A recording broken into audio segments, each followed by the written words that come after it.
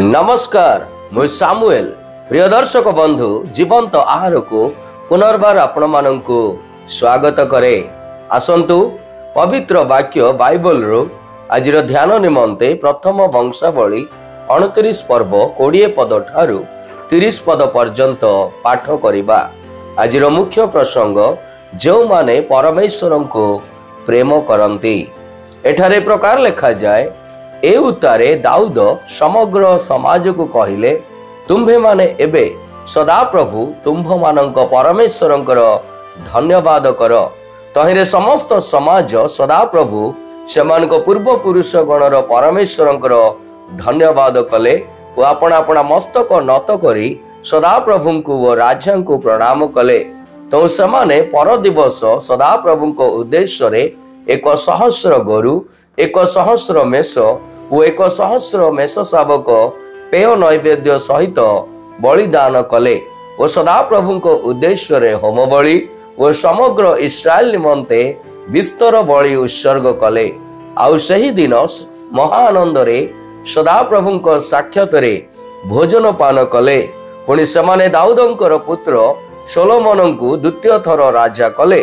आउ तांकु अग्रणी हेबा पाई ओ साधक को याजक हेबा पाई सदा प्रभु को उद्देश्य रे अभिषेक कले।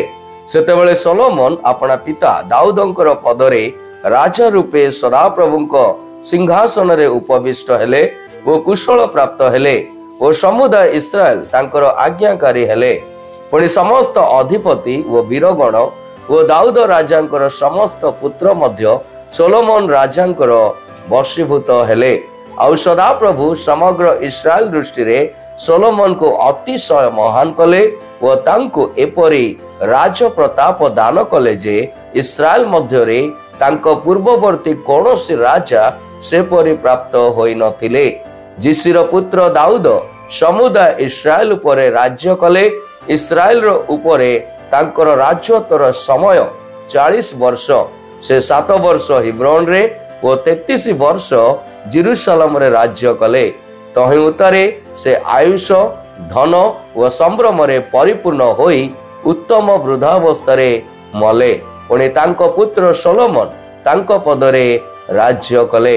एही दाऊद राजांकर प्रथम व शेष क्रिया सबु देख सामुएल दर्शकर इतिहास रे व नाथन भविष्यत वक्तांकर इतिहास रे व गाद दर्शकर इतिहास रे लिखित अछि। तहि संगे तांकर राज्य शासन ओ तांकर पराक्रम पुणी तांको उपरे ओ इस्राएल उपरे ओ नाना देशीय समस्त राज्य उपरे जहा जहा घटिला से सबुर विवरण लेखा अछि।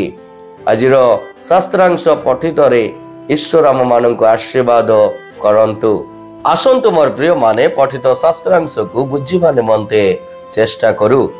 दाऊदंक आह्वान रे लोक माने सोलोमन को नेतृत्व रे मंदिर निर्माण को समर्थन करिबा पाई एक हृदय रे एकत्रित हेले। परदिन नैवेद्य एवं उत्सव परे सेमाने सोलोमन को राजा भावरे मुकुट पिंधाइले एवं साधकों को याजक भावरे नियुक्त कले।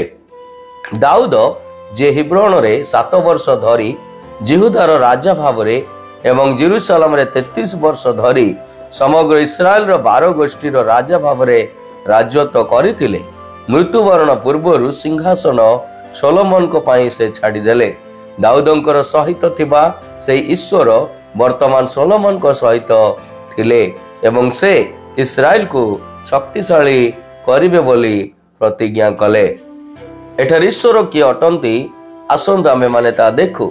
सदा प्रभु मोर परमेश्वर अब्राहम इसाक याकूब दाऊद सोलोमन एवं इस्राएल रो परमेश्वर आजी मोर मध्य परमेश्वर से ईश्वर जे विनाश व बंदित्व द्वारा इस्राएलिय मानक सहित थिले से परमेश्वर वर्तमान मो सहित अछंती। ईश्वरंक सहित आपण किपरि अंतरंग सहभागिता एवं आज्ञाबहता सृष्टि करि पारिबे से विषय चिंता करंतु जे आज आपणक जीवन विषय गभीर भावरे चिंता करंती। ईश्वर आम्भ मानकु आजिर ए शास्त्रांश द्वारा कौन शिखाइबा पाई चाहती आसंतु मोर प्रिय माने आम्भेमाने ताहा शिखु एवं ताहा आपण जीवन रे कार्यकारी करबा निमंते चेष्टा करू। दाऊद समग्र इस्राएल रो राजा हेबा पई तांको पथरे अनेक संघर्षर सम्मुखीन होइतिले। से सिंहासन आरोहण करिबा परे मध्य से अनेक परीक्षा सहितिले एवं वर्तमान पृथ्वी रे तांकर जीवन शेष हेबाकू जाउतिला। तांको जीवन सारा से निजको नम्र कले एवं जेतेबेले से निज भूल रो प्रकाश पाइले तांको पापरू से विमुख हेले। फलस्वरूपे ईश्वरଙ୍କ मनर मत व्यक्ति भावरे से जणा गले। ईश्वर आजिर ध्यान रे हम प्रत्येकଙ୍କୁ आशीर्वाद करंतु। आमेन। आसंतु आम्भे माने प्रार्थना करिबा। हे प्रभु, मो जीवनर प्रत्येक क्षेत्र रे आपणଙ୍କୁ राजा भावरे स्वीकार करी आपण देइतवा समस्त आशीर्वादर अधिकारी आपण जे कराइछन्ते ताहा सर्वदा मनरे स्मरण करी जीवन सारा आपणଙ୍କ नाम को गौरवान्वित महिमान्वित करिबारे आम्भ माननको सहाय्य करंतु। यीशुଙ୍କ नाम रे ए प्रार्थना मागिले। आमेन।